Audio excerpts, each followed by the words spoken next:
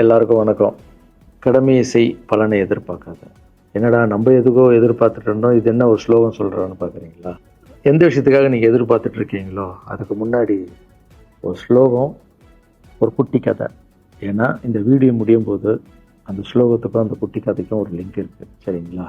கடமை செய் பலனை எதிர்பார்க்காத, அதுதான் அந்த ஸ்லோகம். எனக்கு ரொம்ப பிடிச்சது.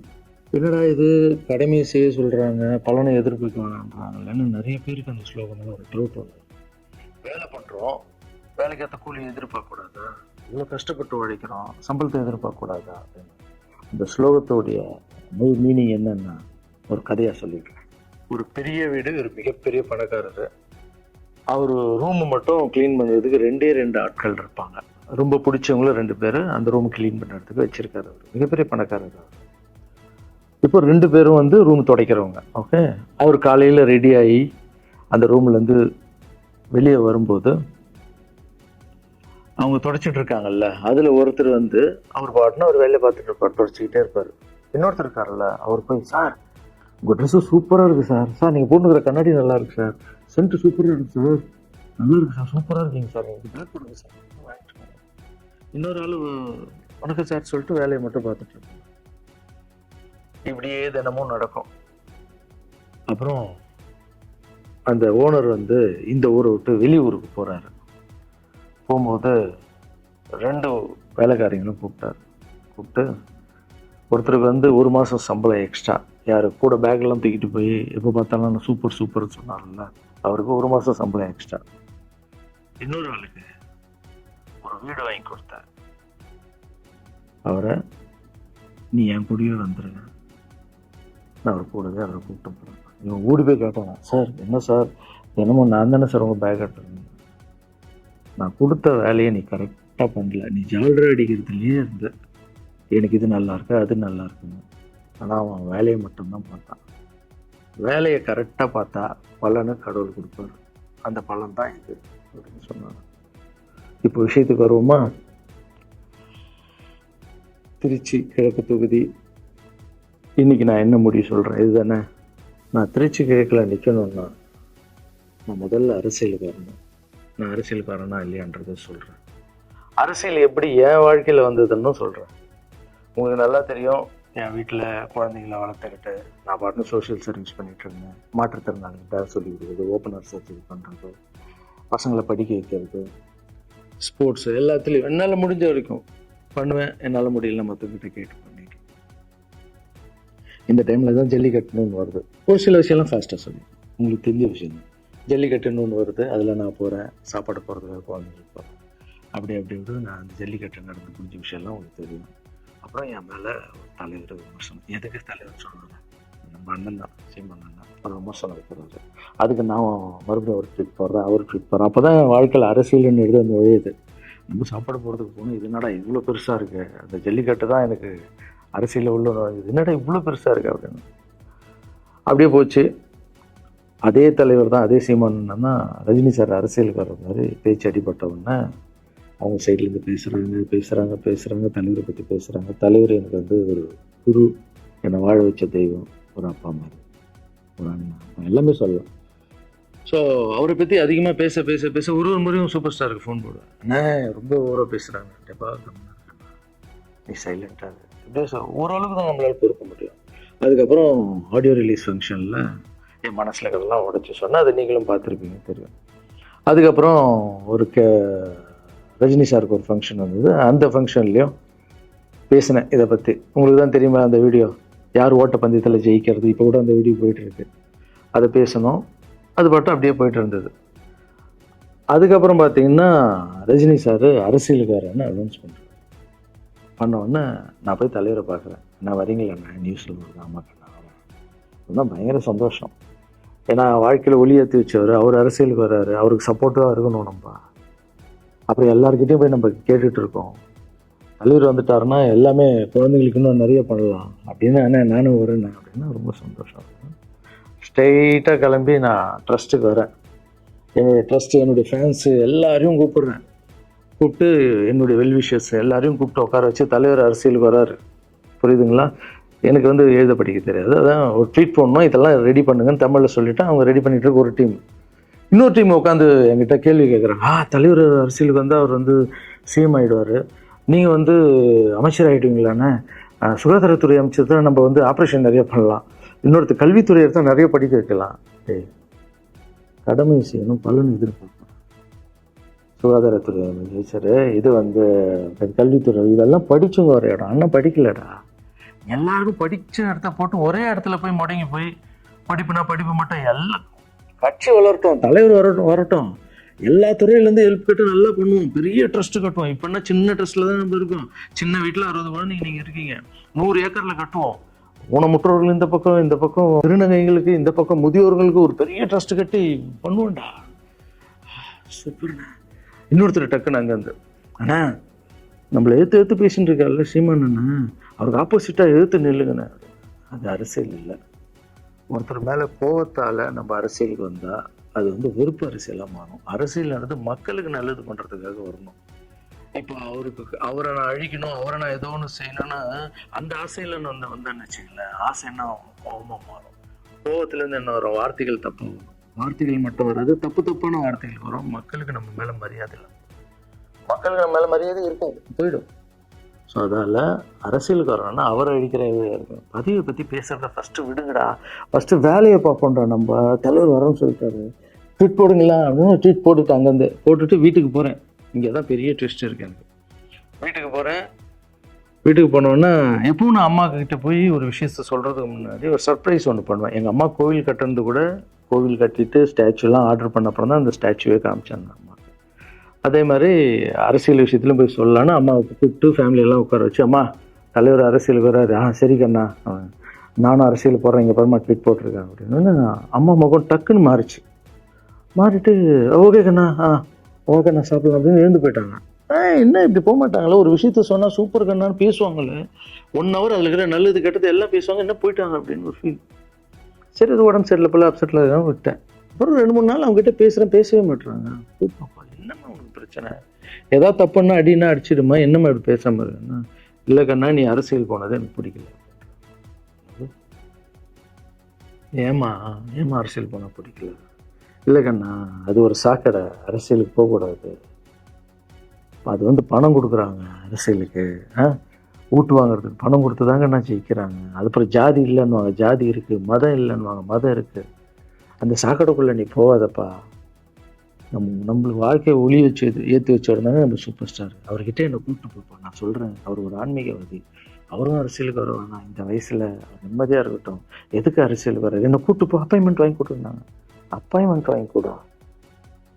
நானும் வேறு கனவுல வந்து மைண்ட் வாய்ஸ், அம்மா நான் சொல்கிறத கேளுமா, நம்ம எத்தனையோ இப்போ வந்து எல்லா குழந்தைங்களுக்கும் ஒவ்வொரு ஸ்டேஜில் போய் கேட்டு தானேம்மா ஹெல்ப் நடக்குது. இப்போது தலைவர் வந்துட்டாருன்னா நம்ம தாராளமாக பண்ணலாம்லம்மா. உன் கையில் எவ்வளோ காசு இருக்கோ அதுக்கு மட்டும் செய், அரசியல் வேணும்னு சொல்கிறேன் அப்படின்னு சொல்லிட்டேன். அந்த ஃபேஸ் வந்து அதுக்கப்புறம் அடி தான்.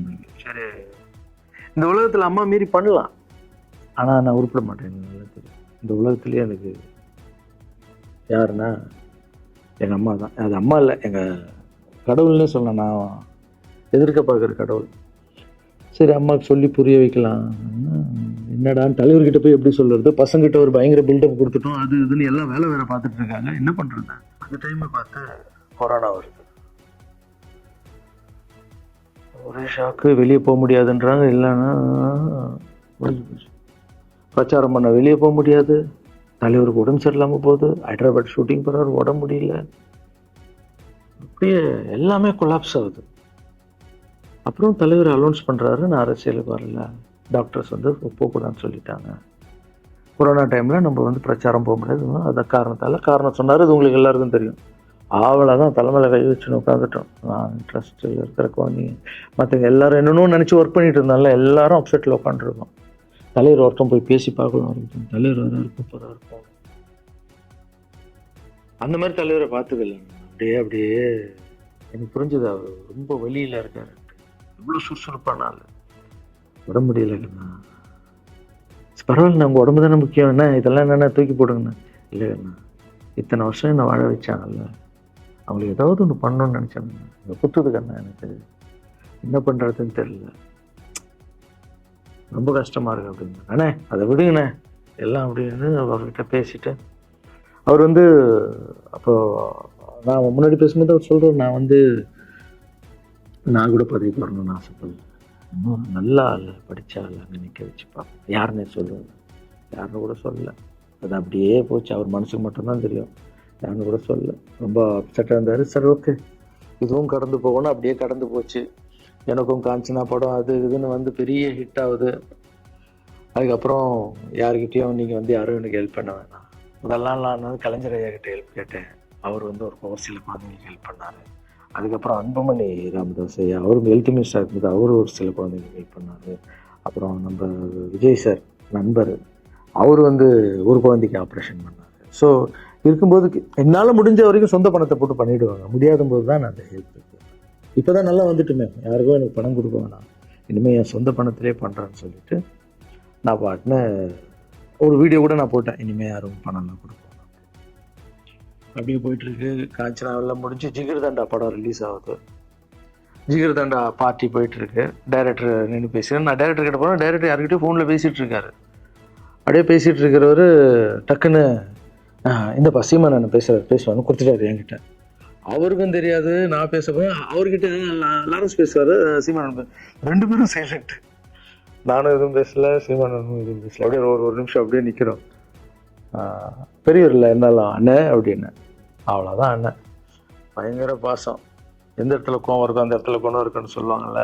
அண்ணன் புகழ்ந்து தள்ளுறாரு ஜிகர் தண்டாவை. இப்படி பண்ண கண்ணா, அப்படி பண்ண இவ்வளோ சூப்பராக பண்ண, அந்த சீன் எனக்கு ரொம்ப பிடிச்சதுன்னு. அவருடைய அன்பு தான் தெரியும்ல, எல்லாமே அதிகமாக இருக்கும் அண்ணன்கிட்ட.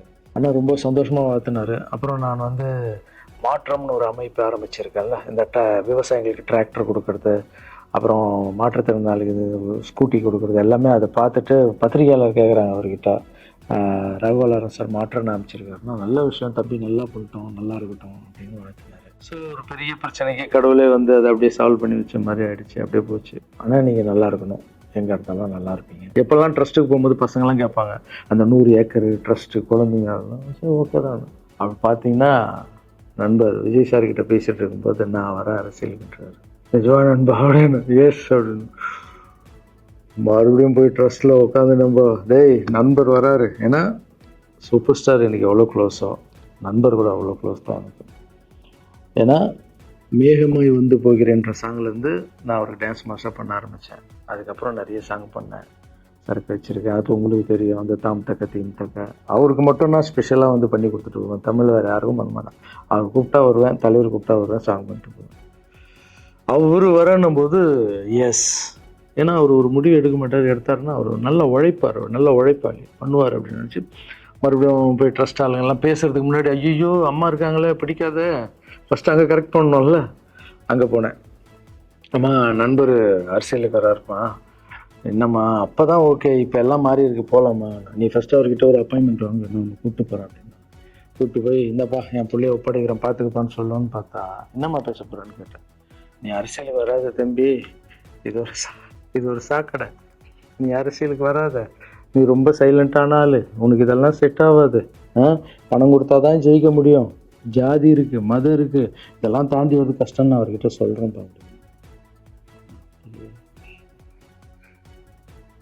அம்மா புரிஞ்சுக்குமாண்ணா, டேய் மீன் குழம்பு வச்சுருக்கேன் சாப்பிட்றேன், அதே மீன் குழம்பு. ஓகே நான் நினச்சிட்டேன் நம்ம ஜாதகத்தில் இல்லை போல், சரி விட்டுடலாம், சரி இப்போ விட்டுருவோம், ஒரு 2-3 நாளைக்கு அப்புறம் மறுபடியும் பேசுவோம் அப்படின்னு மறுபடியும் பேசுகிறேன். அதே மறுப்பு தான். நானும் நண்பர்கிட்ட பேசுகிறேன், அம்மா இப்படி சொல்கிறாங்க,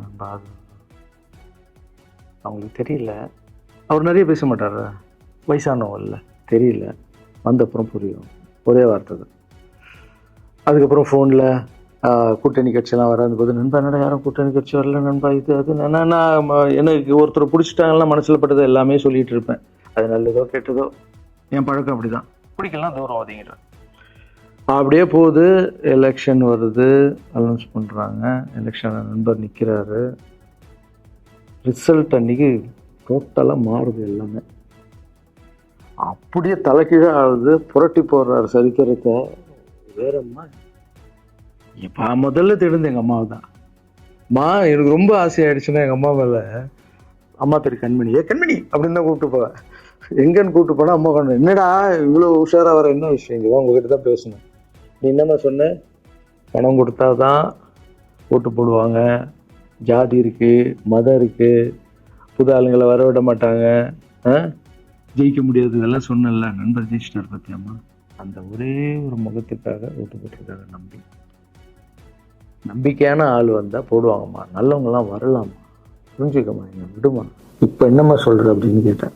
முதல் முறையாக எங்கள் அம்மா முகத்தில் ஒரு சிரிப்பை பார்த்தேன்.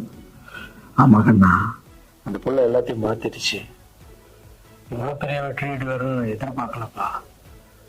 ஒரு நல்ல மனுஷன் வந்து பண்ணணும்னு நினச்சா அது முடியுங்கண்ணான்ற நம்பிக்கை எனக்கு வந்திருக்குப்பா அப்படின்னு அம்மா சொன்னான். அப்போ என்ன போயிடலாமா, ஓகேவா அப்படின்னு கேட்டேன்.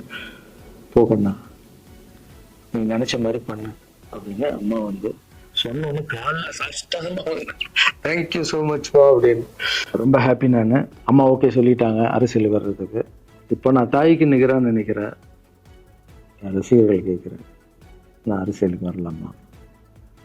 இதை பார்த்துட்டு இருக்கிறவங்களுக்கு, இந்த மக்களை கேட்குறேன், நான் அரசியலுக்கு வரலாமா? அந்த தகுதி எனக்கு இருக்கா? நீங்களும் சொல்லுங்கள். இந்த வீடியோ பார்த்துட்டு இருக்கவங்க கமெண்ட்ஸ் போடுங்க. பசங்களா, இவங்க தான் என்னுடைய 22 வருஷத்தினுடைய உழைப்பு. அரசியலுக்கே வராமல் மக்களுக்கு நான் செஞ்ச சேவை உங்கள் கண்ணு முன்னாடி நிப்பாட்டிருக்கேன். இப்போ உங்கள் வயசு என்ன? 22 வயசாகுது. ஒரு வயசில் என் கையில் வந்தார். அந்த ஃபோட்டோவை நீங்களே பாருங்கள். இப்போ 22 வயசு. ஒரு குழந்தைய வளர்க்குறதுக்கு நீங்கள் எவ்வளோ கஷ்டப்படுவீங்க உங்களுக்கு தெரியும் இல்லை? அந்த கஷ்டம் என்னென்னா, ஸ்கூலுக்கு அனுப்புறதுலேருந்து, ஃபீஸ் கட்டுறதுலேருந்து, உடம்பு சரியில்லாமல் போனாலும் அவன் ஆசைகளை நிறைவேற்றுறதுலேருந்து, ஒரு குழந்தைக்கு அப்படி இருந்தால் 60 குழந்தைங்களை வளர்த்துருக்கேன். எவ்வளோ பிரச்சனை வந்திருக்கேன், எவ்வளோ நோய்கள் வந்திருக்கேன், எவ்வளோ நைட் தூங்காமல் வந்திருக்கேன், அதில் எவ்வளோ டிஸ்டர்ப், அதுவும் என் வீட்டில் வளர்த்துருக்கேன். இதெல்லாம் எதுக்கு பண்ணேன்னா, எந்த ஒரு எதிர்பார்ப்பும் இல்லாமல் கடமை செய் பலனை எதிர்பார்க்காதான்ற இந்த வார்த்தை எனக்கு ரொம்ப பிடிக்கும். அதுக்காக செஞ்சுருக்கேன், என் மக்களுக்காக செஞ்சுருக்கேன். ஏன்னா மக்கள் தான் என் படத்தை பார்க்குறாங்க. மக்களால் தான் நான் கார் வாங்குகிறேன், வீடு வாங்குகிறேன், சந்தோஷமாக இருக்கேன். அவங்களுக்கு இந்த சொசைட்டிக்கு நான் ஏதாவது பண்ணணும். அரசியலுக்கு வர்றதுக்கு முன்னாடியே பண்ண விஷயங்கள் பார்த்தீங்கல்ல. 22 வருஷம் உழைச்சிருக்கேன். ஒரு கதை ஒன்று சொன்னேன்ல, 2 வேலைக்காரங்க இருந்தாங்கன்னு. சின்சியராக யாருக்கும் ஜாலர் அடிக்காமல் எதுவும் பண்ணாமல் என் தொழிலுக்கு தர்மமாக, என் மக்களுக்கு தர்மமாக என்ன பண்ணணுமோ 22 வருஷம் உழைச்சி உங்கள் கண்ணு முன்னாடி நிப்பாட்டிட்டேன். அந்த ஓனர் ஒரு பலன் கொடுத்தார்ல, அந்த ஓனர் யார் தெரியுமா? கடவுள். அந்த கடவுளுக்கு தெரியும் எனக்கு என்ன பலன் கொடுக்கும். இதுக்கு தான் அந்த கதை லிங்க் ஆகும்னு சொன்னேன். ஸோ நீங்கள் சொல்லுங்கள், நான் அரசியலுக்கு வரணுமா வேண்டாம்? வேண்டாம்னா சொல்லுங்கள், வாப்பா வாடாகண்ணா, வா நண்பா வாங்கண்ணா அப்படின்னு சொல்லுங்கள். என் முடிவை நான் உங்களுக்கு சொல்கிறேன். உங்கள் முடிவுக்காக காத்திருக்கேன்.